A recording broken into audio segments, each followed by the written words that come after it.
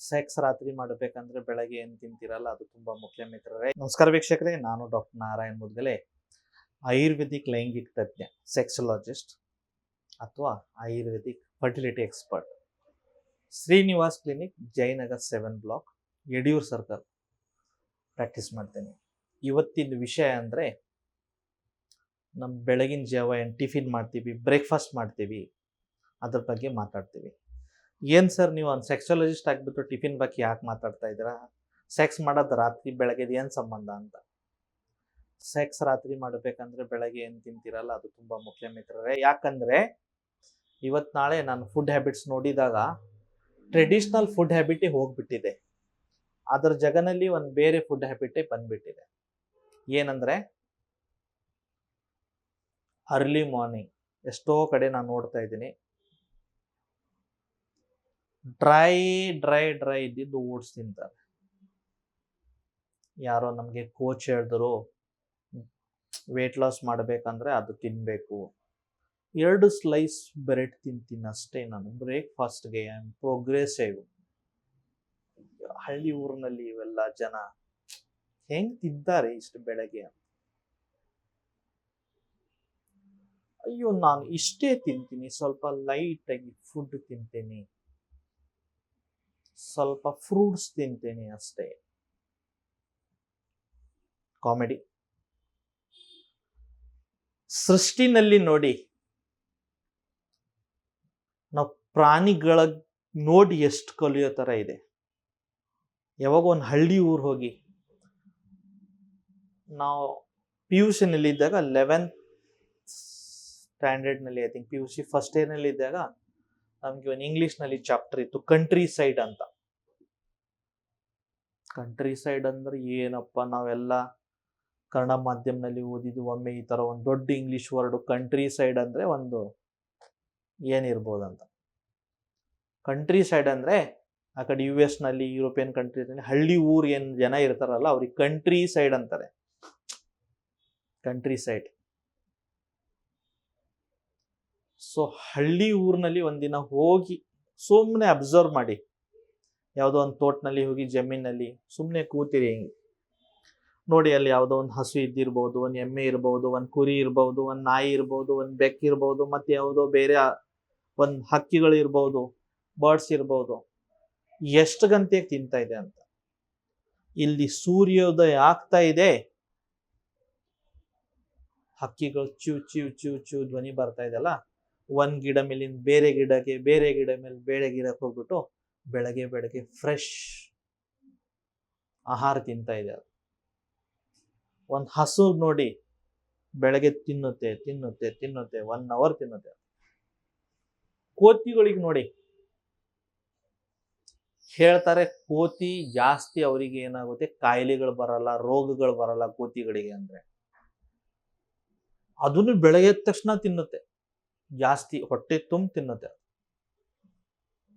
ಈ ಜಮೀನಲ್ಲಿ ಬಾಳೆಹಣ್ಣು ತಿನ್ನುತ್ತೆ, ಆ ಜಮೀನಲ್ಲಿ ಹೋಗ್ಬಿಟ್ಟು ದ್ರಾಕ್ಷಿ ತಿನ್ನುತ್ತೆ, ಮತ್ತೊಂದು ಜಮೀನಲ್ಲಿ ಹೋಗ್ಬಿಟ್ಟು ಮತ್ತೇನದು ಕಡ್ಲೆ ಇದ್ರೆ ಕಡ್ಲೆ ತಿನ್ನುತ್ತೆ, ಮತ್ತೊಂದು ಜಮೀನಲ್ಲಿ ಹೋಗ್ಬಿಟ್ಟು ತೊಗರೆ ತಿನ್ನುತ್ತೆ.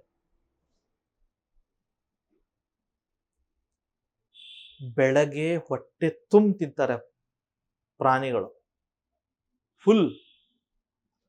ಆಮೇಲೆ ಇಡೀ ದಿನ ಏನ್ ತಿನ್ನಕ್ ಸಿಕ್ಕಿಲ್ಲ ಅಂದ್ರೆ ಸಾಕು ಅವರಿಗೆ. ಸಾಯಂಕಾಲ ಸೂರ್ಯಾಸ್ತ ಟೈಮ್ನಲ್ಲಿ ಸ್ವಲ್ಪ ಏನಾದ್ರೂ ತಿನ್ಬಿಡ್ತಾರೆ. ಅದನ್ನು 6:30, 7 ಗಂಟೆ ಆದ್ಮೇಲೆ ಯೂಶಲಿ ಏನ್ ತಿನ್ನಲ್ಲ. ಈ ಫ್ರೀ ಇದ್ವಿ ಅನಿಮಲ್. ಈಗ ಪಾಪಿ ಯಾರು ಹಿಂಗ್ ಹಾಲ್ಕಾಗಿ ಎಮ್ಮೆನ ಅಥವಾ ಹಸುನ ಮನೆಯಲ್ಲಿನೇ ಕಟ್ಟಿರ್ತೀರ, ಅವು ನೀವು ಯಾವಾಗ ಫೀಡ್ ಮಾಡ್ತೀರಾ ಅವಾಗ ತಿನ್ನುತ್ತೆ, ಅದು ಬಿಟ್ಟು. ಬಟ್ ಯಾರು ಸೆಲ್ಫ್ ಡಿಪೆಂಡೆಂಟ್ ಇದ್ದಾರೆ, ಯಾರ್ದು ಡೈರೆಕ್ಟ್ ಫೀಡಿಂಗ್ ಅವ್ರಿಗಿಲ್ಲ ಅಂದ್ರೆ ಅವ್ರು ಮಾಡೋದಿದೆ. ಬೆಳಗ್ಗೆ ಜಾಸ್ತಿ ತಿಂತಾರೆ, ಮಧ್ಯಾಹ್ನ ಮೋಸ್ಟ್ಲಿ ಕಡಿಮೆ, ಸಾಯಂಕಾಲ ಸ್ವಲ್ಪ ತಿನ್ಬಿಟ್ಟು ಮಲಗಿಬಿಡ್ತಾರೆ. ಅದಕ್ಕೆ ರೋಗಗಳು, ವ್ಯಾಧಿಗಳು ಪ್ರಾಣಿಗಳಿಗೆ ಜಾಸ್ತಿ ಇರಲ್ಲ. ಸರ್, ಇದಕ್ಕೆ ಏನ್ ಸಂಬಂಧ? ಆಯುರ್ವೇದದಲ್ಲಿ ಏನ್ ಹೇಳಿದ್ದಾರೆ? ಬೆಳಗ್ಗೆ ಒಂದು ರಾಜಂತರ ತಿನ್ಬೇಕು, ಮಧ್ಯಾಹ್ನ ಸ್ವಲ್ಪ ಒಂದು ರಾಣಿ ತರ ತಿನ್ಬೇಕು. ರಾಣಿ ಕಡಿಮೆ ತಿಂತಾರಲ್ಲ. ಸಾಯಂಕಾಲ ಒಂದು ಭಿಕ್ಷುಕ ತರ ತಿನ್ಬೇಕು. ಒಂದೊಂದ್ ದಿನ ಸಿಕ್ತು ಸಿಕ್ಕಿಲ್ಲ ಅಂದ್ರೂ ಓಕೆ. ಇದು ಆಯ್ತು ಎಷ್ಟು ತಿನ್ಬೇಕು, ಯಾವಾಗ ತಿನ್ಬೇಕಂತ. ಈಗ ಏನ್ ತಿನ್ಬೇಕು ಅದನ್ನು ತುಂಬಾ ಮುಖ್ಯ. ನಾನು 2 ಆಲೂ ಪರಾಟ ತಿಂತೀನಿ ಬೆಳಗ್ಗೆ, ಇಲ್ಲ. ಹೈ ಕಾರ್ಬೋಹೈಡ್ರೇಟ್ಸ್ ಅದು. ಆಲೂಗಡ್ಡೆನೂ ಕಾರ್ಬೋಹೈಡ್ರೇಟ್ಸ್, ಗೋಧಿನೂ ಕಾರ್ಬೋಹೈಡ್ರೇಟ್. ಅದರ ಜೊತೆನಲ್ಲಿ ರಾಗಿ ದೋಸೆ, ರಾಗಿ ಮುದ್ದೆ, ಅಥವಾ ಜೋಳದ ರೊಟ್ಟಿ, ಅಥವಾ ಈ ಕಡೆ ನಮ್ಮ ದಕ್ಷಿಣ ಕರ್ನಾಟಕನಲ್ಲಿ ಬಂದರೆ ಇಡ್ಲಿ, ಫರ್ಮೆಂಟೆಡ್ ಇರುತ್ತಲ್ಲ, ಡೈಜೆಷನ್ಗೆ ಒಳ್ಳೇದಿರುತ್ತೆ. ಆಮೇಲೆ ವಡೆ, ಅದರಲ್ಲಿ ಮತ್ತೇನು ಬರ್ತಾ ಇದೆ, ಉದ್ದು ಬರ್ತಾ ಇದೆ, ಪ್ರೋಟೀನ್ಸ್ ಅಂಶ, ಮತ್ತು ಸೆಕ್ಸ್ಗೆ ಒಳ್ಳೇದು. ಜೊತೆಗೆ ಡ್ರೈ ಫ್ರೂಟ್ಸು. ಅದು ರಾತ್ರಿ ಮಲಗುವಾಗ 1 ಗ್ಲಾಸ್ ನೀರಿನಲ್ಲಿ 4 ಬಾದಾಮಿ, 2 ಅಂಜೂರ, 1 ಚಮಚ ಕುಂಬಳಕಾಯಿ ಬೀಜ, 1 ಚಮಚ ಅಗಸೆ ಬೀಜ, 1 ಚಮಚ ಕಲ್ಲಂಗಡಿ ಬೀಜ ನೆನೆ ಹಾಕಿಬಿಟ್ಟು ಬೆಳಗ್ಗೆ ತಿನ್ನಿ.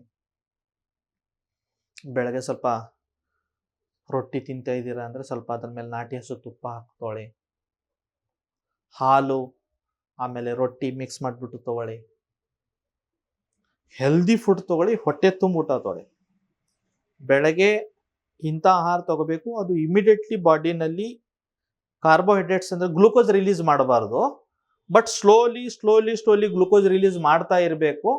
ವೆರಿ ಸೇಮ್ ಟೈಮ್ ಪ್ರೋಟೀನ್ ಅಂಶ ಆಹಾರನಲ್ಲಿ ಜಾಸ್ತಿ ಇರಬೇಕು. ಅದಕ್ಕೆ ಬೇಳೆಗಳು ಜಾಸ್ತಿ ತಿನ್ಬೇಕು. ಅದು ತೊಗರಿ ಇರ್ಬೋದು, ಉದ್ದಿರ್ಬೋದು, ಹೆಸರು ಇರ್ಬೋದು, ಅಥವಾ ಮತ್ತೆ ಬೇರೆ ಬೆಳೆಗಳಿರ್ಬೋದು. 2 ಕಪ್ 3 ಕಪ್ ಬೆಳೆಗಳೇನಿದೆಯಲ್ಲ ಹೀಗೆ ತಿನ್ಬಿಡಿ ಸ್ಪೂನ್ದಿಂದಾನೆ. ಯಾಕಂದ್ರೆ ಅದು ಪ್ರೋಟೀನ್, ವೇಟ್ ಜಾಸ್ತಿ ಮಾಡಲ್ಲ, ಬಟ್ ಮಸಲ್ ಮತ್ತು ಮೂಳೆ ಸ್ಟ್ರಾಂಗ್ ಇರುತ್ತೆ. ಇವು ಪಿಜ್ಜಾಸು, ಬರ್ಗರ್ಸು, ಮೋಮೋಸು ಇವೆಲ್ಲ ಮೈದಾ ಐಟಮ್, ತಿನ್ಬೇಡಿ, ಒಳ್ಳೇದಲ್ಲ. ಅದ್ರ ಜೊತೆಗೆ ಏನ್ ತಿನ್ಬೋದು ಅಂದ್ರೆ ಸ್ವಲ್ಪ ಕಾಂಬಿನೇಷನ್ ಹೇಳ್ತೀನಿ. ಒಂದಂದ್ರೆ ಹೆಸರು ಬೇಳೆ ಮತ್ತು ತುಪ್ಪ, ಈ ಕಾಂಬಿನೇಷನ್ ಪ್ರಯೋಗ ಮಾಡಿ. ಫಾರ್ ಎಕ್ಸಾಂಪಲ್, ಯಾರಾದ್ರೂ ಪೊಂಗಲ್ ಮಾಡಿದೀರಾ ಮನೆಯಲ್ಲಿ, ಅನ್ನನಲ್ಲಿ ಹೆಸರು ಬೇಳೆ ಇರುತ್ತಲ್ಲ, ಅದ್ರ ಮೇಲೆ ಸ್ವಲ್ಪ ತುಪ್ಪ ಹಾಕ್ತೀನಿ. ತುಂಬಾ ಒಳ್ಳೆ ಕಾಂಬಿನೇಷನ್ ಆಯುರ್ವೇದನಲ್ಲಿ. ಇದನ್ನ ಬಲ್ಯ ಅಂತಾರೆ, ವೃಷ್ಯ ಅಂತಾರೆ. ಬಲ್ಯ ಅಂದ್ರೆ ಎನರ್ಜಿ ಕೊಡುತ್ತೆ, ವೃಷ್ಯ ಅಂದ್ರೆ ಸೆಕ್ಸ್ ಪವರ್ನ ಜಾಸ್ತಿ ಮಾಡುತ್ತೆ, ಬ್ರಹ್ಮನ ಅಂದ್ರೆ ಬಾಡಿನ ನರಿಶ್ ಮಾಡುತ್ತೆ.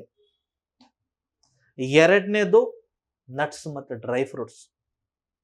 ನಟ್ಸ್ ಅಂದ್ರೆ ಇವೆಲ್ಲ ಗೋಡಂಬಿ ಇರ್ಬೋದು, ಬಾದಾಮಿ ಇರ್ಬೋದು, ಪೀನಟ್ಸ್ ಅಥವಾ ಶೇಂಗಾ ಇರ್ಬೋದು. ರಾತ್ರಿ ನೀರಿನಲ್ಲಿ ನೆನೆ ಹಾಕಿ ಬೆಳಗ್ಗೆ ತಿನ್ನಿ.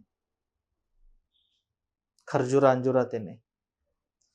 ಆಮೇಲೆ ಇನ್ ಕೇಸ್ ನೀವು ನಾನ್ ವೆಜಿಟೇರಿಯನ್ ಏನಾದ್ರೆ ಇದ್ರೆ, ನಾನು ನಾನ್ ವೆಜ್ ತಿನ್ಲೇಬೇಕಂತ ಹೇಳ್ತಿಲ್ಲ, ಇದ್ದರೆ ಈ 2 ಎಗ್ ತಗೊಳ್ಳಿ. ಅದು ಬಾಯ್ಲ್ಡ್ ಎಗ್ ತಗೋಬಹುದು ಅಥವಾ ಆಮ್ಲೆಟ್ ತರ ಮಾಡಿ ತಗೋಬಹುದು. ಯಾಕಂದ್ರೆ ಇದರಲ್ಲಿ ಜಿಂಕ್, ಮ್ಯಾಗ್ನೀಷಿಯಂ ಜಾಸ್ತಿ ಇರುತ್ತೆ, ಸ್ಪರ್ಮ್ ಉತ್ಪತ್ತಿಗೆ ಒಳ್ಳೆಯದು. ಆಮೇಲೆ ಈ ಸ್ವಲ್ಪ ಈ ಕಡೆ ಹುಬ್ಬಳ್ಳಿ ಭಾಗ, ಬೆಳಗಾಂ ಭಾಗ, ಸ್ವಲ್ಪ ಕಡೆ ಬಿಜಾಪುರ ಅಂದ್ರೆ ಈ ಗಡಿ ಮಹಾರಾಷ್ಟ್ರ ಸೀಮೆ ಏನಿದೆ ಅಲ್ಲ, ಈ ಭಾಗದಲ್ಲಿ ಏನಂದರೆ ಪೋಹ ಅಂತ ಮಾಡ್ತಾರೆ. ಅವಲಕ್ಕಿ ಅಂತ ನಾವೇನು ಹೇಳ್ತೀವಲ್ಲ ಈ ಕಡೆ, ಪೋಹನಲ್ಲಿ ಅವ್ರು ಏನು ಹಾಕ್ತಾರೆ, ಶೇಂಗಾ ಹಾಕ್ತಾರೆ, ಪೀನಟ್ಸ್ ಜಾಸ್ತಿ ಹಾಕ್ತಾರೆ. ಅದು ಒಳ್ಳೇದು ಆಕ್ಚುಲಿ. ಪೋಹ ಏನಿದೆಯಲ್ಲ ರಿಚ್ ಫೈಬರ್ಸ್ ಇರುತ್ತೆ. ಇಮಿಡಿಯೇಟ್ಲಿ ಬಾಡಿನಲ್ಲಿ ಗ್ಲೂಕೋಸ್ ರಿಲೀಸ್ ಮಾಡಲ್ಲ, ಸ್ಲೋಲಿ ರಿಲೀಸ್ ಮಾಡುತ್ತೆ. ಬಟ್ ಈ ಪೀನಟ್ಸ್ ಇದ್ದಿದ್ದ ಕಡೆಯಿಂದ, ಒಳಗಡೆ ಗ್ರೌಂಡ್ನಟ್ಸ್ ಇದ್ದಿದ್ದ ಕಡೆಯಿಂದ ಏನಾಗುತ್ತೆ, ಪ್ರೋಟೀನ್ ಚೆನ್ನಾಗಿ ಸಿರುತ್ತೆ, ಗುಡ್ ಫ್ಯಾಟ್ ಇರುತ್ತೆ, ಅದರಲ್ಲಿ ಒಳ್ಳೆ ಫ್ಯಾಟ್ ಇರುತ್ತೆ. ಆಮೇಲೆ ಮೊಸರು ನಮ್ಮ ಗಟ್ ಹೆಲ್ತ್ಗೆ ತುಂಬಾ ಇಂಪಾರ್ಟೆಂಟ್. ಆಯುರ್ವೇದನಲ್ಲಿ 5000 ಹಳೆ ವರ್ಷ ಮುಂಚೆನೆ ಹೇಳಿದ್ದಾರೆ, ನಮ್ ಅಗ್ನಿ ಏನಿದೆಯಲ್ಲ, ಕೋಷ್ಟ ಏನಿದೆಯಲ್ಲ, ಅದೇ ಪ್ರತಿ ಒಂದು ಕಾಯಿಲೆಗೆ ಮೂಲ ಅಂತ. ರೋಗಸ್ಯ ಮೂಲ ಕಾರಣ ಅಗ್ನಿ ಅಥವಾ ಕೋಷ್ಟ ಅಂತ ಹೇಳಿದ್ದಾರೆ. ಇವಾಗ ಹೊಸ ಏನ್ ಮಾಡ್ತಾ ಇದ್ದಾರೆ ಸ್ಟಡಿ, ಲೇಟೆಸ್ಟ್ ಸ್ಟಡಿ ಏನ್ ಹೇಳ್ತಾ ಇದೆ ಅಂದ್ರೆ, ಈ gut health very important, lactobacillus very important. Lactobacillus sachet ಮಾಡಿ 20 ಮಿಲಿಯನ್ಸ್ ಇದೆ, 15 ಮಿಲಿಯನ್ಸ್ ಇದೆ ಅಂತ ಏನ್ ಮಾಡ್ತಾ ಇದ್ದಾರೆ, ಸ್ಯಾಚೆಟ್ ನ ಸೇಲ್ ಮಾಡ್ತಾ ಇದ್ದಾರೆ. ಒಂದ್ ಸ್ಯಾಚೆಟ್ 25 ರೂಪಾಯಿ, 30 ರೂಪಾಯಿ, ಅಷ್ಟು 20 ಮಿಲಿಯನ್ ಸ್ಪೋರ್ಸ್ ಇದೆ ಅಂತ. 1 ಕಪ್ ಆಫ್ ಕರ್ಡ್ ಇದೆಯಲ್ಲ 10 ಟೈಮ್ಸ್ ಜಾಸ್ತಿ ಇರುತ್ತೆ. ಅದಕ್ಕೆ